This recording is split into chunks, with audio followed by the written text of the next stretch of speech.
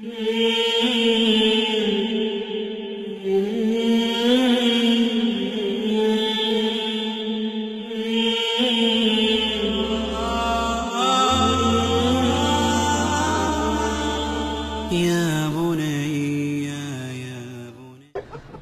সমৃদ্ধি দেখেন। ওই সময়ের আরব কবিতা পৃথিবীর শ্রেষ্ঠ কবিতা, তাদেরকে বিট করার মতো কোন কবি এখনো পৃথিবীতে আসে নাই। সেই সময়ের কবিরা বলেছে, ইন্না আ'তাইনাকাল কাউসার লাইসা হাযা কালামুল বাশার। এটা কোন মানুষের কবিতা হতে পারে না। এক ভণ্ড কবির আবির্ভাব হয়েছিল। বিশ্বনবী সাল্লাল্লাহু আলাইহি ওয়াসাল্লাম বলছেন 32 জন ভণ্ড কবি আসবে। কয়জন? 32 জনের মধ্যে 30 নম্বরে আছে গোলাম আহমদ কাদিয়ানী। আল্লাহ এটার অত্যাচার থেকে জাতিকে হেফাজত করুন। আপনাদের আমেরিকাতে তার 4টা টিভি, মুসলিম টিভি নামে পরিচিত, আহমদিয়া জামাত টিভি নামে পরিচিত। এগুলো থেকে সতর্ক থাকবেন। খুব সুকৌশলে কোরআনের অপব্যাখ্যা এরা প্রচার করে।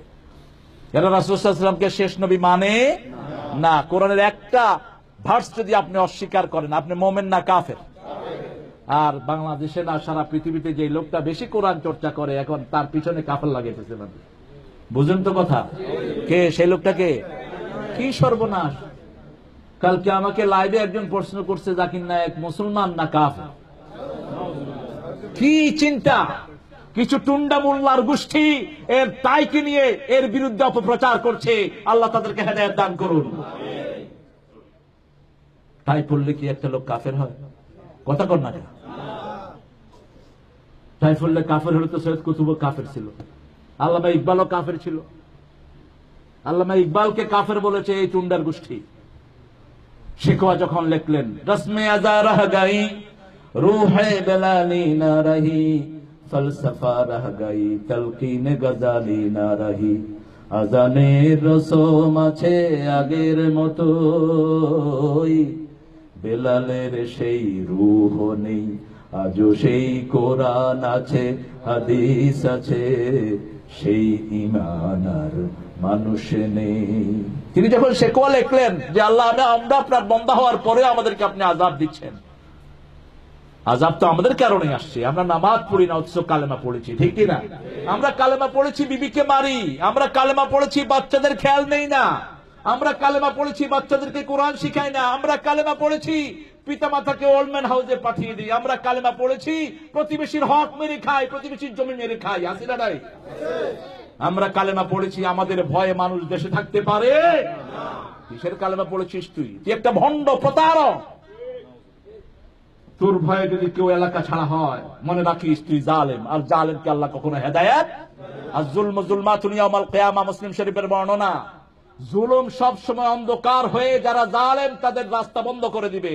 তারা পুলসিরাত দেখবে না, হেদায়েতের রাস্তা দেখবে না, জান্নাত দেখবে না, জাহান্নাম ছাড়া তাদের উপায় হবে না। আল্লাহ আমাদেরকে তাওহীদের জন্য কবুল করুন। আরো জোরে বলি আমিন। আপনারা বলেন তো, বাংলাদেশে শার্ট প্যান্ট পরা লোক বেশি না পায়জামা পাঞ্জাবি পরা লোক বেশি? আমরা যারা পায়জামা পাঞ্জাবি পরি, আমরাও ছোটকালে কি হিংছি? জোরে কন না। টোকাইলন বাসিলন কিও, টোকাইলন বাসিলন কি আহেগুন? কোন পাঞ্জাবি টোকাই বাসিলন যেতুনি। টোকাইলন বাসিলন 1.5 টিয়া 3 টিয়া 4 টিয়া 15 টিয়া ধরে শুরু হইতো। আর শীতকালে তো সোয়াটার 25 টিয়া। কোন মার্কেট? Nixon market. এত সস্তা কোন জিনিস যেই হুজুররা এখন ফতুয়া দিচ্ছেন, এগুলিও ছোটকালে হাফ প্যান্ট পিঁধি আর শার্ট পিঁধি দৌড়েছে। এগুলো টেরিটোরিয়াল ড্রেস, কোন ড্রেস ইসলামিক ড্রেস নামে খ্যাত নয়। হাদিসে আপনি বর্ণনা পাবেন না। তবে এখন ইসতিলাহে উরফি, অর্থাৎ সারা পৃথিবীর মানুষের কাছে প্রসিদ্ধ হয়েছে, মাথায় একটা টুপি লাগালেন, একটা লম্বা পাঞ্জাবি লাগালেন, এটা হলো মুসলমানদের ড্রেস, ঠিক কিনা? কথা কন না কেন? কিন্তু সৌদি আরবে মেথডরা কি পরে কোন তো? পুলিশ কি পরে?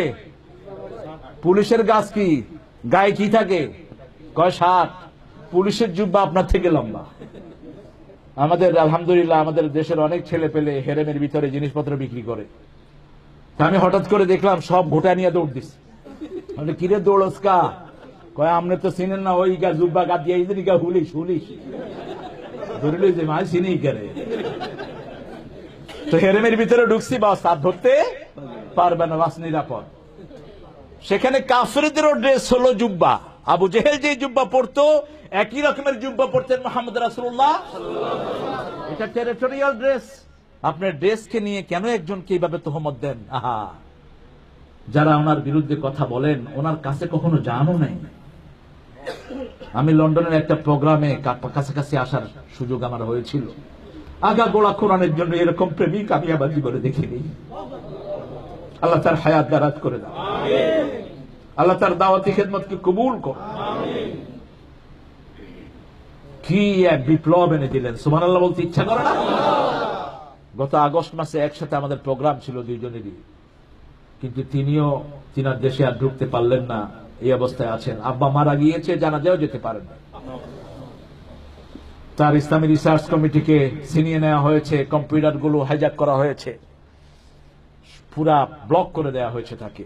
তবে আল্লাহর দরজা খোলা, আলহামদুলিল্লাহ। আমরা কোরআন পড়বো, রাজি আছেন তো? ঘরে জিনের উপদ্রব অনুভব করলে কোন সূরা পড়বেন? بنور من فؤادي حينما رددت يا رب العباد وانتشت روحي وصار الدمع يجري يا إلهي خذ بقلبي للرشاد أشرقت نفسي بنور من فؤادي حينما رددت يا رب العباد وانتشت روحي وصار الدمع يجري يا إلهي خذ بقلبي للرشاد في سكون الليل أدعو في سجودي والدجى حولي سواد في سوادي يا رؤوفا يا رحيما يا حليما يا كريما ما لفضلك من نفادي يا سميعا يا مجيبا يا عظيما اهدني يا خالق السبع الشداد